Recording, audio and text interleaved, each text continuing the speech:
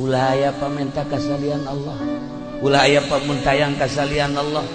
Lamun urang dagang ulah inget ka daganganana, inget kanu bisa mere bisa dagang. Lamun urang dibere kauntungan ulah hayang untungna tapi inget kanu mere untungna. Lamun urang tani ulah inget kana pertanianana olah-olah nama tapi coba bere diri urang, bere hate urang, caangkeun hate urang teh wauhkeun kanu mere pertanian jeung mere kasuburanana, wauhkeun ka Gusti Allah melalui dagang, wauhkeun ka Gusti Allah melalui tani, wauhkeun ka Gusti Allah melalui gawe, wauhkeun ka Gusti Allah melalui magahan ngaji.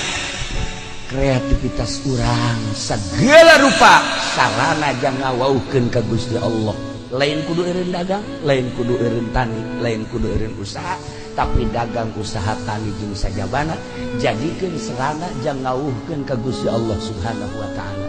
Ulah wauh ka pamerena, wauhkeun ka nu mere.